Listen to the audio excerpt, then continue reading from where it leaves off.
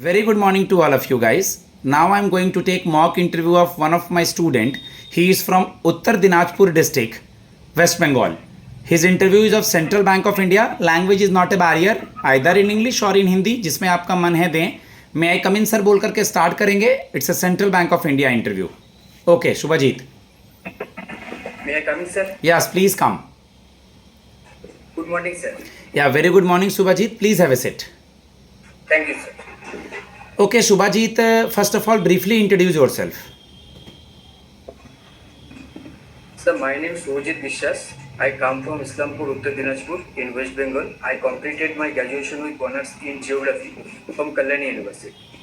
Sir, after graduation 2014 से मैं competitive exam के प्रिपरेशन ले रहा हूँ.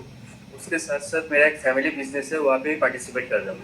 लेकिन सर 2021 से लेकर 2023 तक मैं एक प्राइवेट कंपनी में भी काम किया.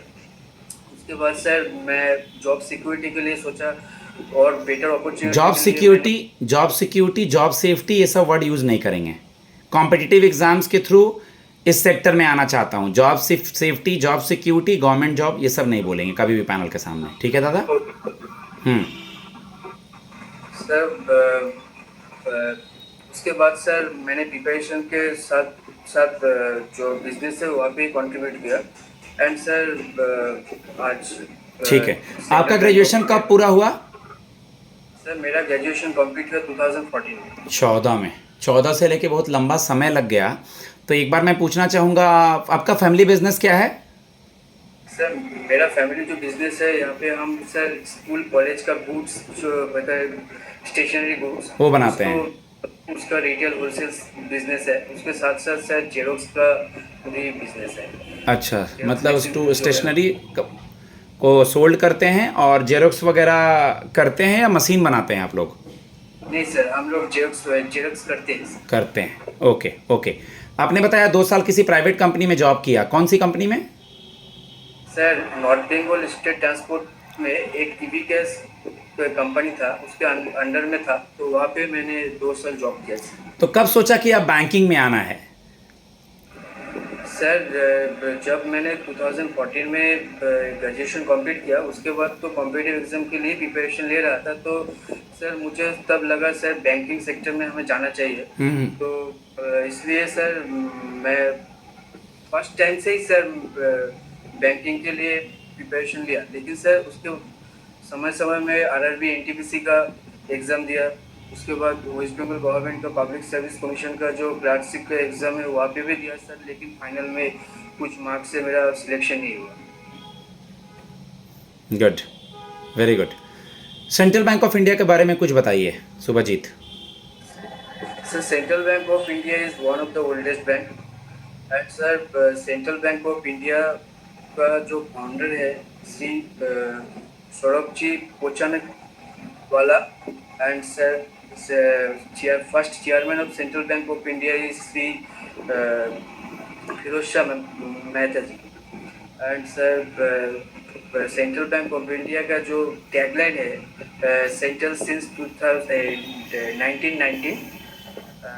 Sir central bank of India first India का बैंक है जो क्रेडिट कार्ड लॉन्च किया था विथ रिजर्व. इसका चेयरमैन कौन है? टैगलाइन क्या है, कुछ पता है चेयरमैन और टैगलाइन? सर करेंट चेयरमैन है sir Mohammad Venkat Rao sir. And tagline है सेंट्रल सिंस 1911. सुभाजीत 2014 में आपने जब ग्रेजुएशन कंप्लीट किया तो लास्ट समय तो हो गया, लेकिन थोड़ा सा हो सके 1-2 चीज़ पूछ सकते हैं. बेसिक सब्जेक्ट पुराना हो गया है, वैसे आपका कोई ऐसा जॉब प्रोफाइल भी नहीं है तो सब्जेक्ट थोड़ा देख लेंगे. तो लास्ट ईयर में क्या सब्जेक्ट थे, कुछ याद है? सॉरी सर, आपके सब्जेक्ट जो 2014 में आपने पढ़ा था, पूरा सब्जेक्ट का नाम क्या था? चलिए सब्जेक्ट का नाम बताइए.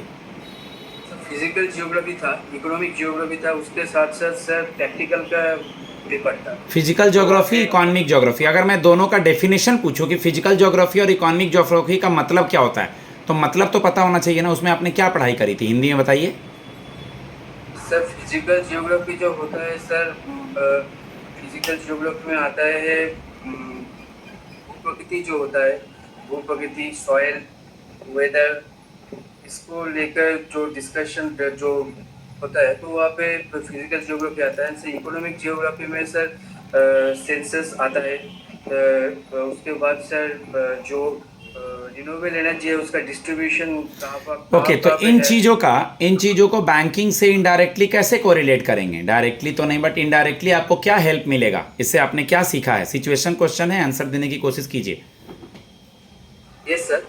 सर बैंकिंग में ज्योग्राफी का तो डायरेक्ट इस्तेमाल नहीं होता, लेकिन सर मेरा एकेडमिक करियर में मैंने डिसिप्लिन सीखा, कम्युनिकेशन स्किल डेवलप हुआ, और सर प्रायोरिटी बेस में कौन सा काम को आगे करना है इसको सीखा, अंडर प्रेशर में कैसे मुझसे काम करना है इसको सीखा। तो सर बैंक में ये सब चीज़ बहुत इम्पोर्टेंट होता है।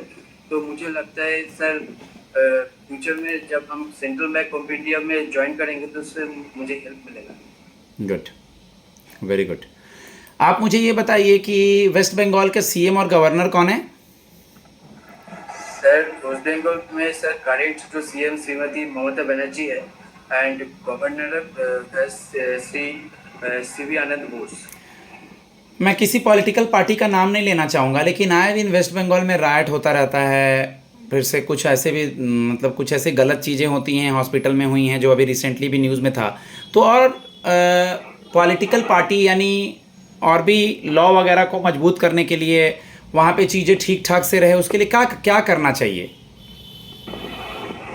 सर रिसेंट जो घटना हुआ सर आरजी कॉर में और सर लॉ कॉलेज में जो घटना हुआ था, सर मुझे लगता है यहाँ पे लॉ एंड ऑर्डर के साथ साथ पब्लिक अवेयरनेस को भी डेवलप करना चाहिए। इसके लिए गवर्नमेंट को एंड सर पुलिस पोजीशन को उसके लिए अवेयरनेस कैंपिंग का और ठीक है, इस्तेमाल करना चाहिए। सेंट्रल बैंक ऑफ इंडिया के होम पेज पे बेटी बचाओ बेटी पढ़ाओ लिखा है, तो उसके बारे में कुछ पता है, आइडिया?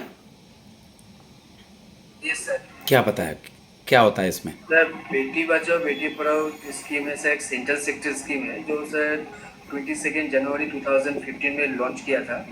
एंड सर इसमें सर जो पर्पस है स्कीम का, तो सर जेंडर वाइज जो सेक्स सिलेक्टिव पर्पस है उसको प्रिवेंट करने के लिए, उसके साथ साथ sir girls protection and sir mainly girls education, to enhance the girls education. या बेटी बचाओ मीन्स उनको लेके आना धरती पे, और बेटी पढ़ाओ मीन्स उनको एजुकेशन देना। सुकन्या समृद्धि स्कीम हर एक सरकारी बैंकों में होता है तकरीबन। सुकन्या समृद्धि स्कीम सुना है ये? Yes sir. बताइए।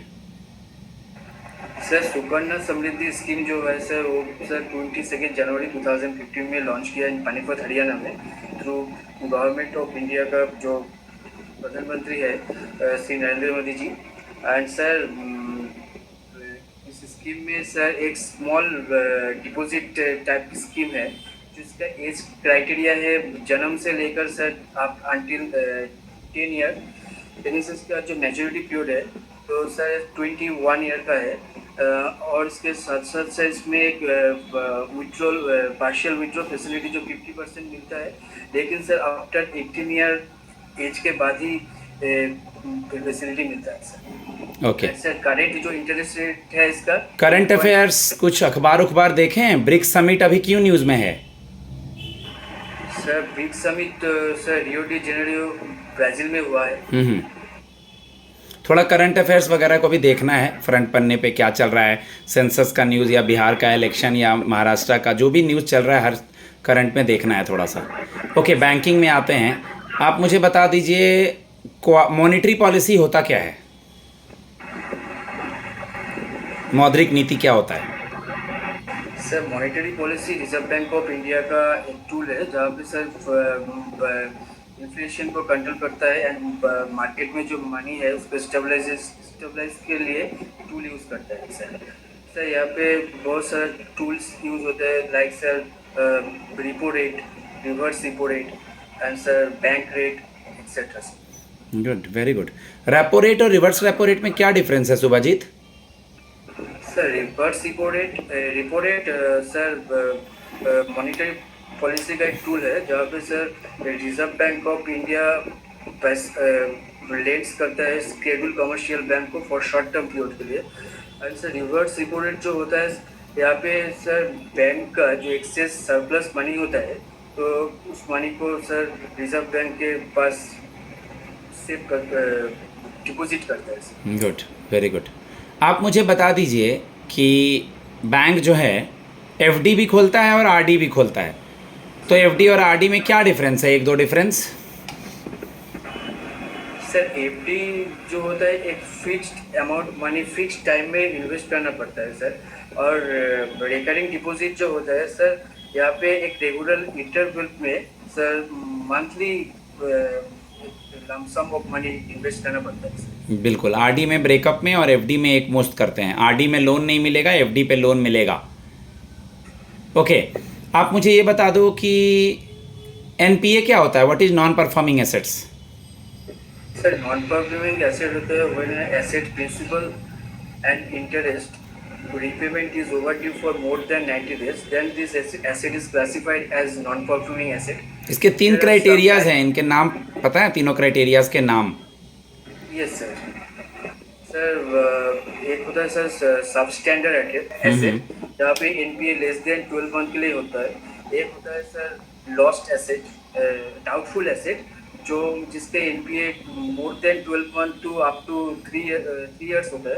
एंड सर जो लॉस्ट एसेट होता है वो इरिकवरेबल होता है। ओके ओके, कुछ सिचुएशनल क्वेश्चंस पे आते हैं।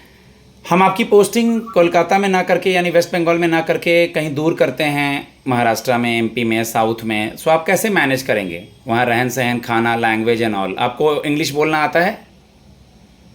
सर इंग्लिश तो आता है, उतना फ्लुएंट इंग्लिश नहीं आता सर। ठीक है, दूसरे स्टेट में साउथ के लैंग्वेज के साथ कुछ हिंदी भी समझेंगे या कोड वर्ड वगैरह कैसे पकड़ेंगे या कैसे मैनेज करेंगे? सर इसको ऐसे स्टार्ट करो, ऐसे स्टार्ट करो। सर मुझे पता है कि ये पैन इंडिया जॉब है, सर मुझे इंग्लिश और बंगाली और हिंदी आता है। सर जो भी कोई भी कस्टमर अगर मेरे पास आएगा तो सर वो मुझसे बैंक से रिलेटेड ही बातें करेगा, लोन का या कैश का या केवाईसी का या सर नो, बैंक के कीवर्ड से रिलेटेड बातें करेगा। तो मैं उसको कोशिश करूँगा सीखने के लिए, और रहना कैसे है, फूडिंग वगैरह कैसे है, ये सब खुद तुम ऐड करके बताना। चलो अब आंसर दो हम जो समझाए हैं। तो आप दूसरे स्टेट में कैसे मैनेज करेंगे रहन सहन, खाना पीना, लैंग्वेज के साथ? बोलो।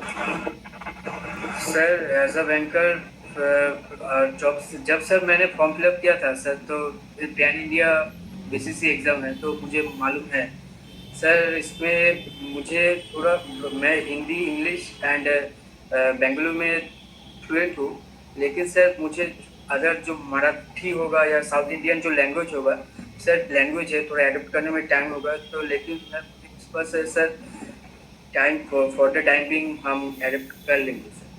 सर जो खाना पीना का जो मैटर है सर, तो टाइम टू टाइम सर वो मैनेज करने के। ओके, तुम्हें पूरा बांग्ला जानी? सामी या तुम्हें पूरा बांग्ला जानी? हाँ सर, हाँ sir. Okay, you have the subject of Bangla in your schooling also? Yes sir, मेरा सब्जेक्ट था बेंगली। আমিও বাংলা বুঝতে পারি, मैं बोल नहीं पाता हूँ, बट मैं बांग्ला समझता हूँ।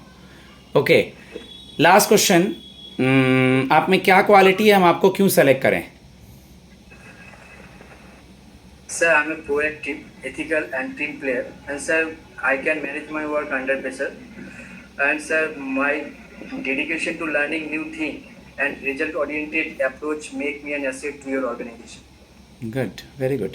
Guys my number is 7503235358। मैं अपने स्टूडेंट का मॉक इंटरव्यू लेने, मतलब उनको अब फीडबैक देने जा रहा हूँ। आप इससे मॉक सुने, अपलोड करूँगा तो इससे बेनिफिट उठाएं और आगे बढ़ें। धन्यवाद।